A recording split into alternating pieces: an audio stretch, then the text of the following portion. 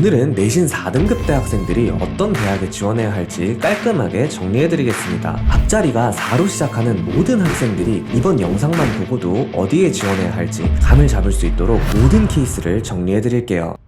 우선 4등급 대학생들이 지원 가능한 상한선 대학부터 정리해드리겠습니다. 서울 안에서는 한성대, 서경대, 삼육대가 있고요. 여학생들은 서울여대, 덕성여대, 동덕여대까지 지원이 가능합니다. 수도권에서는 인천대, 가천대, 경기대 등이 있고요. 지거국에서는 전남대, 전북대, 충남대, 충북대 등이 있습니다. 이 학교들을 편의상 상한선 대학이라고 부를게요. 여기서 걱정이 생기는 학생들, 반박하고 싶은 학생들이 있을 거라 생각합니다. 앞서 언급한 이 상한선 대학들 거의 대부분이 한 3등급은 돼야 합격하는 거 아니냐, 4등급인데 정말 합격할 수 있냐 이건데요. 당연히 모든 4등급이 합격할 수 있는 게 아닙니다. 그러나 분명히 합격이 가능한 케이스가 꽤 많아요. 인천대와 충남대가 제가 지금 말씀드린 내용들을 너무 잘 담아내고 있어서 정말 깔끔하게 설명해 드릴 수가 있을 것 같습니다. 먼저 인천대, 수학과, 신방과 등 몇 개 학과를 제외하면 4등급 대 합격자가 없는 학과가 더 드물어요.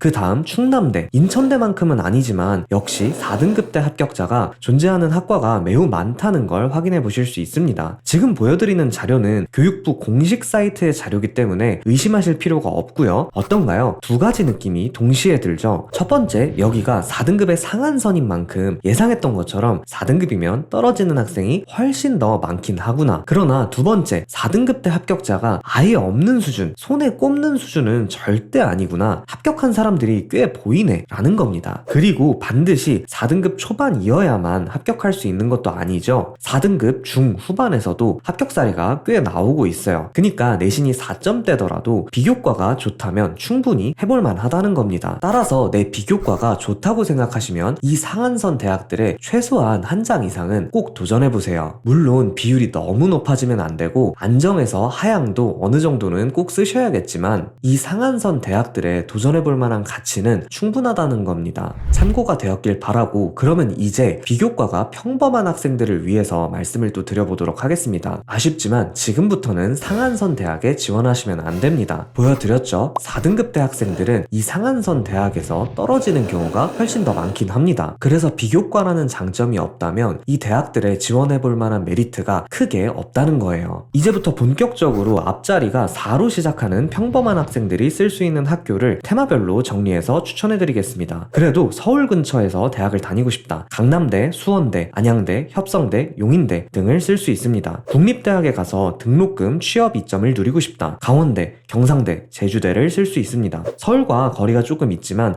해당 지방의 대표격인 학교를 쓰고 싶다, 영남대, 울산대, 동아대, 을지대, 순천향대, 부산외대, 대구대 등을 쓸 수 있습니다. 마지막으로 서울 캠퍼스와의 교류로 이점을 누릴 수 있는 학교들, 분교 제2캠퍼스 등이죠. 단국대 천안, 상명대 천안, 연대 미래, 고대 세종, 홍대 세종 등을 쓸 수 있습니다. 이번에도 질문이 나올 수 있을 것 같습니다. 내 내신이 4등급 초반이냐 후반이냐에 따라서 후보군이 달라져야 하는 거 아니냐? 하지만 아닙니다. 큰 틀, 전체적인 전략은 똑같아요. 물론 내신이 높을수록 합격 확률이 더 높아지는 거, 그거는 정말 당연합니다. 하지만 합격 확률은 조금 차이가 날지 몰라도 4등급 초반이니까 난 여긴 무조건 붙어, 여긴 무조건 써야 돼, 이런 건 없고, 반대로 나는 4등급 후반이니까 여기는 4등급 대학이지만 무조건 떨어져, 이런 것도 없다는 뜻입니다. 왜냐하면 이 라인부터는 미달이 나기도 하고 입결의 진동폭이 굉장히 커요. 쉽게 설명해드리겠습니다. 평균적으로 1등이랑 꼴찌로 합격하는 학생들의 점수 분포가 한 30% 정도 차이가 난다고 가정해봅시다. 그러면 2등급의 30%는 0.6이죠. 하지만 4등급의 30%는 1.2입니다. 그러니까 같은 분포로 합격을 했을 때 내신 2등급 대학은 2.0에서 2.6 정도까지 합격을 하는 거고, 내신 4등급 대학은 4.0에서 5.2까지 합격을 하는 겁니다. 즉 합격자 분포가 굉장히 넓어요. 따라서 합격 확률 차이가 조금 나는 것은 사실이지만 그렇다고 해서 후보군이 아예 달라져야 한다, 이런 건 아니라는 거 참고해 주시길 바랍니다.